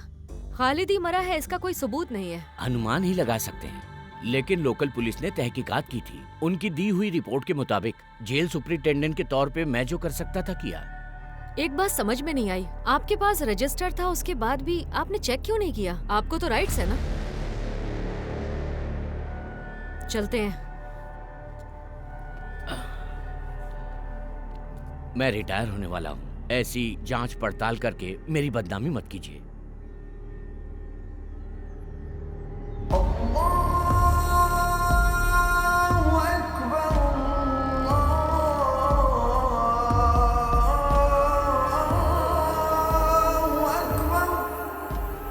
खालिद को ढूंढने के चक्कर में हमने पूरा इंडिया घूम लिया।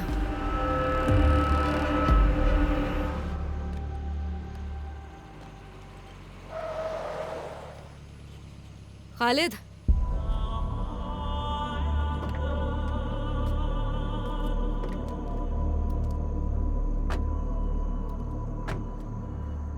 खालिद, हमें तुमसे कुछ सवालों का जवाब चाहिए। गौरी के बारे में हमें तुमसे कुछ पूछना है। जब तक मैं जिंदा हूं तब तक आपको सारे सवालों के जवाब मिलेंगे। खालिद, हमें सब कुछ सच बताओ।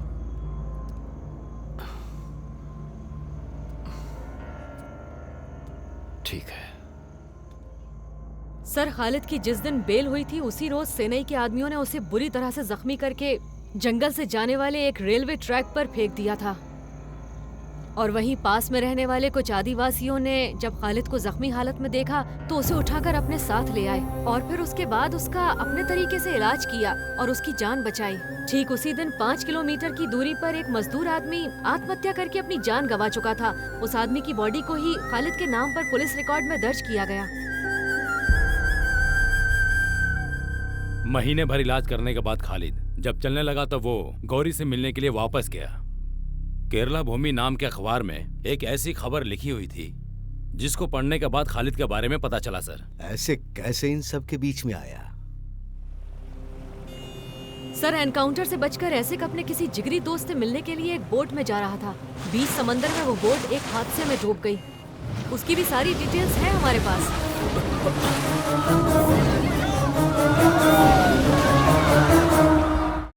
सर, उदिया प्राणम, उस अखबार का एडिटर, और उसकी पत्नी और सोशन थॉमस, इन सभी पर हमारी टीम की पैनी नजर थी, खासकर इनके कॉल रिकॉर्ड्स पर।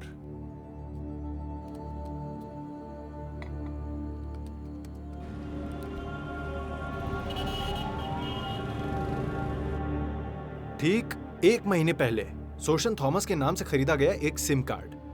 उस सिम कार्ड को इस्तेमाल करने वाला शख्स था सुदामन। उस पर बार बार जो फोन आया करता था उसमें सोशन के फॉरेन नंबर की भी पूरी लिस्ट थी। साइबर सेल की सहायता से उस नंबर को ट्रेस करके सुदामन को हमने लोकेट कर लिया था। नया भारत के नाम से अखबार चलाकर आप लोग जो भी काम कर रहे थे वो सारे काम हमारे सर्विलांस के अंडर में है। आप लोग अपने पावर का गलत इस्तेमाल करते हैं। पब्लिक प्रॉपर्टी को जो नुकसान पहुंचाता है उसका भुगतान उसे खुद करना पड़ता है। ये नहीं पता आपको? किसने भरपाई की आज तक? ये सिर्फ बोलने वाली बात है। मुंह बंद करो अपना।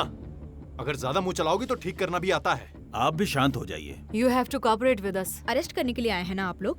शाम होने के बाद औरत को अरेस्ट नहीं कर सकते। ये सुप्रीम कोर्ट की गाइडलाइंस हैं। ये तो पता है ना आपको? We will wait till sunrise. Sir, ये गौरी जहाँ पर रहती थी उसका घर मुंडी गांव से कुछ दूरी पर था।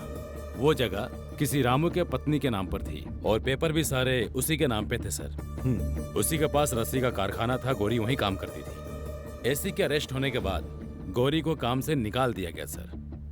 लेकिन ये भी सच है कि ऐसिक को गौरी बिल्कुल नहीं जानती थी। सर, हम ये जान के क्या करेंगे कि उसने जानबूझ के किया या अनजाने में? हमें उसे अरेस्ट करना चाहिए। Call her. दुनिया के सामने मैं एक आतंकवादी ऐसिक की पत्नी हूँ और पुलिस की नजरों में एक आतंकवादी को पनाह देने वाली एक गुनहगार, अपने पति का विश्वास तोड़ने वाली एक पत्नी हूँ मैं। एक विधवा की जिंदगी जी रही थी मैं।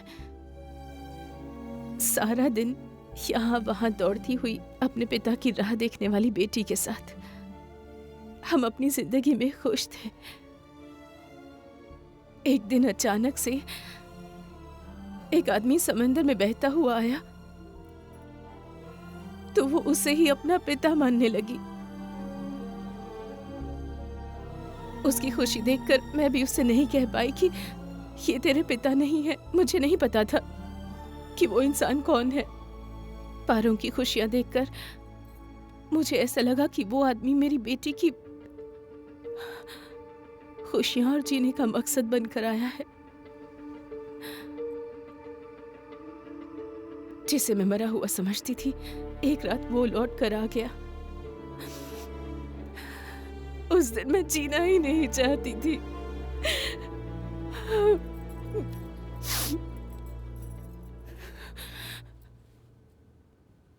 मैंने कोई गलती नहीं की।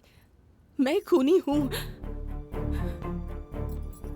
लेकिन मेरी वजह से जो पकड़ा गया और जिसे सजा मिली है वो मेरे पति हैं।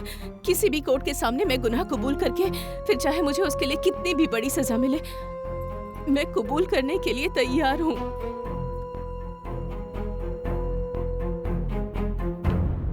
गौरी, तुम जरा बाहर ठहरो, हम बुलाते हैं। सर, खालिद ही गौरी का पति है, ये तो क्लियर है। और सेनाई का खून उसने किया है, ये बात उसने खुद कबूल की है। ऐसी स्थिति में हम दोनों केस ओपन कर सकते हैं सर। देखो, एसआईटी के सामने गौरी एक आतंकवादी नहीं है और इस मामले में उसके खिलाफ हमारे पास किसी तरह का कोई सबूत नहीं। आयशक को उसने अनजाने में पनाह दी, बस उसकी सिर्फ इतनी सी ही गलती है। सर, ये खून का मामला है। अगर किसी औरत के पास इज्जत बचाने का कोई रास्ता ना हो तो वो खून कर सकती है, और यही सच भी है। सॉरी सर, लेकिन गुनहगार को कोर्ट ले जाकर पेश करना पुलिस का कर्तव्य है। उसके लिए रहम खाने की जरूरत नहीं है। अरेस्ट करते हैं। जोसेफ, गुनहगार को ढूंढकर उसके हाथ में हथकड़ी पहनाना ही हमारा काम नहीं है। जब गुनाह होता है तब उनकी मानसिक स्थिति और उनके हालात, हमें उसे भी देखना चाहिए। वैसे भी आजकल वीमेन एम्पावरमेंट का जमाना है।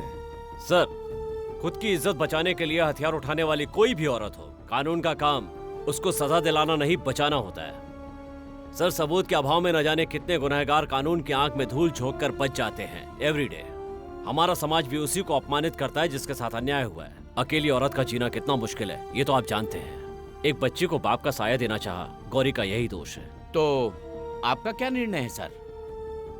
जैसा जोसेफ ने कहा था, ठीक वैसे ही हम गौरी को अरेस्ट करते अगर सबूत होते तो, but let her go free.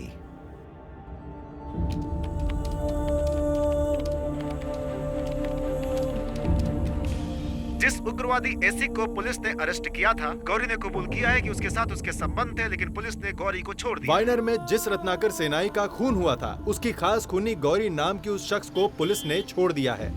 आखिर उसको किस बिनार पर छोड़ा गया है? इन सवालों का जवाब पाने के लिए काफी बहस हो रही है।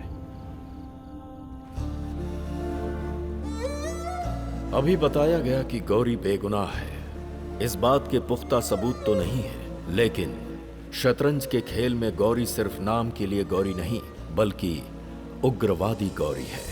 उसके लिए सबूत की जरूरत नहीं है। हालात किस तरह से एक भोले भाले इंसान को बदल कर रख देते हैं, गौरी इसकी मिसाल है, जिसकी जिंदगी की शुरुआत यहां से होती है।